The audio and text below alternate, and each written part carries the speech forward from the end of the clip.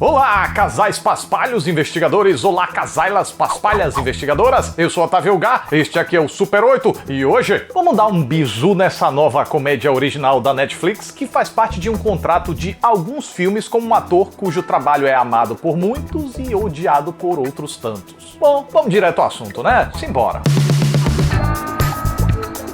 Se tem mistério, por que não chamaram Scooby-Doo e sua turma? Depois que casou de mentirinha com Adam Sandler, a Rachel esqueceu dos amigos? Ela e o Ross estão dando um tempo? Tudo isso e muito mais agora. A convite de um visconde, um casal cheio de desavença composto por um policial Zé Ruela e uma cabeleireira embarca numa viagem de iate. Porém, acontece um misterioso atentado contra a vida de um dos passageiros, o que coloca esses dois no centro das investigações. Então, para evitar que a polícia local considere eles como os principais suspeitos, eles decidem investigar os envolvidos por conta própria. Adam Sandler e a dona Netflix firmaram um contrato show-pimpa para a produção de vários multifilmes. Um contrato que muita gente na indústria deve invejar. Mistério no Mediterrâneo já é a quinta cria nascida da parceria entre a sua produtora Happy Madison Productions e a tal Netflix. E certamente não deve ser a última. Mas como isso é possível se ele não é um dos comediantes mais prestigiados, nem realiza as comédias mais elogiadas? Bom, acontece que os seus números compensam. Mesmo que a sua graça não seja um consenso, ainda assim ele conquistou uma tropa fiel de fãs que sempre tá super entusiasmada para conferir as suas novas produções. E qual o segredo dele para conseguir essa fidelidade? Esse é o grande pulo do gato. Ele sabe que não precisa agradar todo mundo. Ele sabe que não precisa nem agradar a maioria. Basta ter um número satisfatório de fãs e raramente desapontá-los. Para conseguir isso, ele troca o risco da inovação pela segurança da mesmice. E assim, salvo em projetos de terceiros em que ele é convidado, ele se limita a interpretar sempre o mesmíssimo personagem. É o que a gente pode chamar de ator de tipo, que imprime uma marca própria nos personagens que interpreta, não importa qual seja ele. Que difere do ator de personagem, que é aquele que procura deixar sua persona de lado para sempre compor uma nova, com novas características para o novo personagem. Pois bem, Adam Sandler é um caso extremo do ator de tipo, o que é ainda agravado pelo fato dos seus projetos de comédia seguirem sempre a mesma assinatura boboca. Aquele tipo de humor que procura o riso fácil, mais instantâneo. Por isso, quem gosta costuma sempre gostar e quem não gosta costuma sempre não gostar. Então ele raramente desaponta, independente do lado que você esteja. Porém, Mistério no Mediterrâneo foge dessa regra.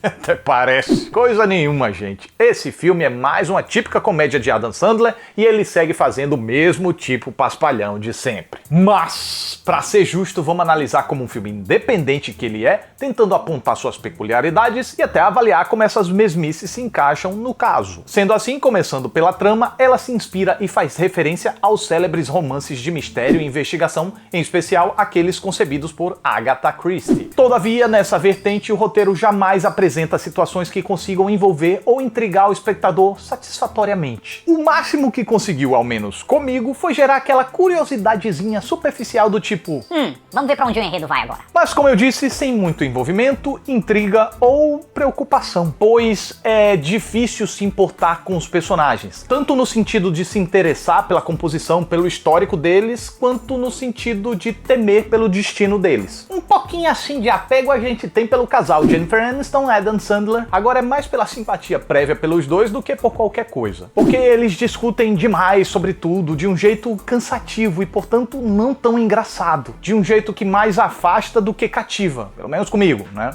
O que eu posso falar. E temer pelo destino deles... A aura do filme já denuncia que dificilmente algo de grave deve acontecer com eles. E quanto à composição deles...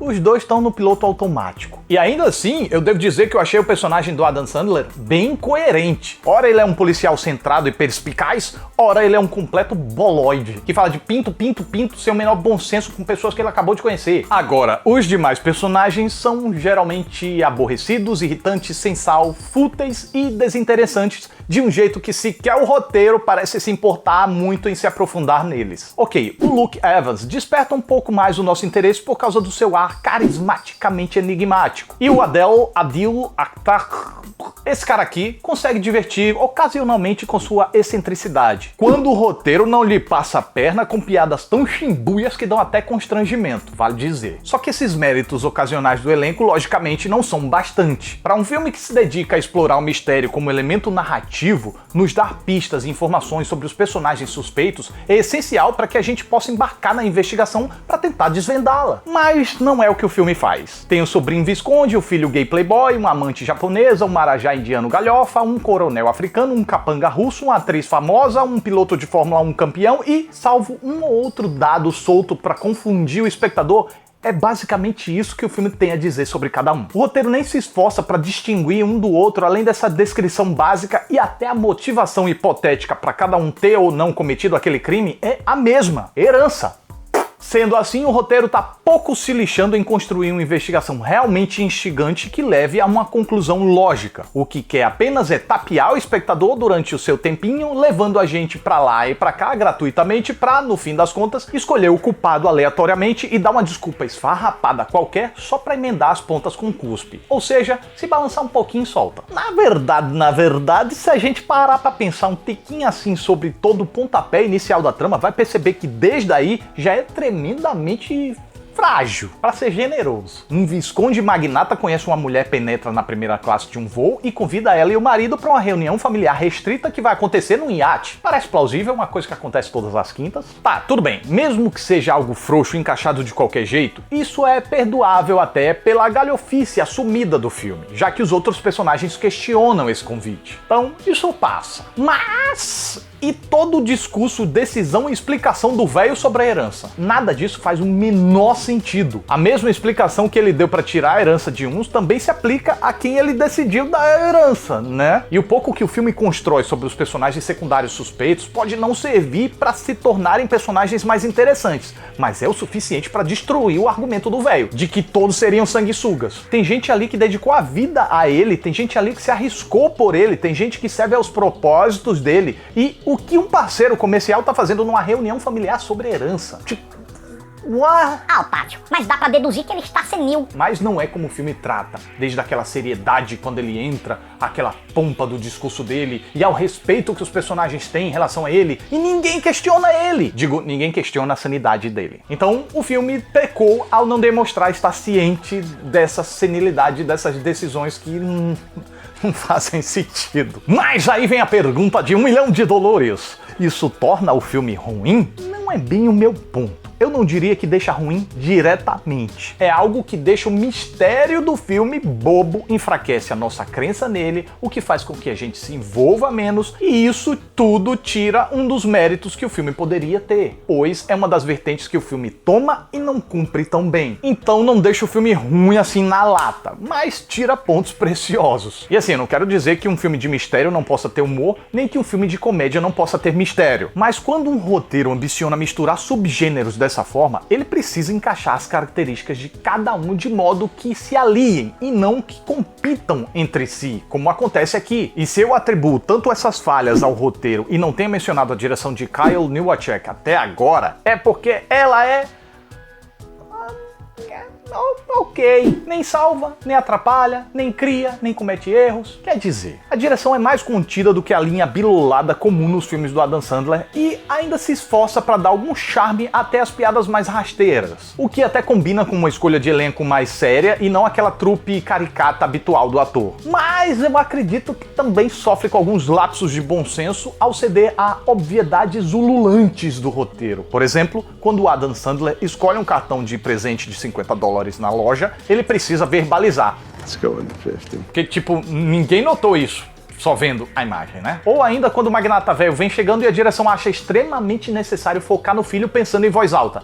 Here comes Daddy. Mentira! Eu achei que fosse a Lady Gaga. Fora que a direção ainda dá algumas escapulidas de tom, ou pondo em prática piadas que não eram pertinentes, ou não concluindo piadas como aquela do detetive saber fazer círculos de fumaça perfeitos. Introduz a piada, reforça e não chega a lugar nenhum e abandona. Ou às vezes ele exagera na seriedade do momento, como eu falei, através de um movimento de câmera mais lento, ou um enquadramento que sugere perigo, tensão, quando não precisava de tanta seriedade assim, como a primeira aparição do Cavendish. Que mistério é esse pra ele aparecer? Tá, é um cara no avião olhando. O que é que ele vai fazer ali? Nada, ele começa a conversar. E a chegada do magnata lá, parece que tá chegando um chefão do cartel que vai matar todo mundo ali, sabe? Encaixa. Então, se a vertente de mistério é cheia de situações implausíveis e com uma explicação bem aleatória e frouxa, sobraria a vertente cômica funcionar, correto? E aí, gente, o humor é tremendamente pessoal. Quem só gosta de humor mais analítico, crítico, indireto, ácido, afiado, não é aqui que vai encontrar diversão, não. Agora, quem consegue se agradar com um humor mais boboca, sem sentido, óbvio e pamonhão, é mais provável que vai encontrar valor em Mistério no Mediterrâneo. Não chega a ser daquela escatologia e besterol típica dos filmes do Adam Sandler, mas tem as suas boas doses de bobajadas e que, apesar da relação com o subgênero de mistério, jamais se leva a sério. É uma comedinha que pode não empolgar tanto, mas ao menos entretém. Mistério no Mediterrâneo é uma homenagem adolescente ao legado de Agatha Christie. É uma boboquice inofensiva que serve de entretenimento descompromissado para um fim de noite. Sendo assim, eu não posso dizer que desgostei. Foi aquele clássico... Nhê. Então, esta é minha reação ao filme. E você aí concorda comigo ou discorda de mim? Hein? Esse filme foi um vencedor da minha última enquete aqui na aba de comunidades. Fiquem de olho que eu tô sempre fazendo lá pra saber o que é que vocês querem ver aqui no canal. Mas não se preocupem porque vou fazer o Vale Crítica do filme que ficou em segundo também. Enfim, fiquem de olho na aba de comunidades aqui do canal e também lá no meu Insta. Belezures? Porque eu também vou fazer enquetes por lá. Então é isso, mais um Super 8 tá chegando ao final. Eu fico muito grato pela atenção de vocês. Muito obrigado, até a próxima aí. Tchau.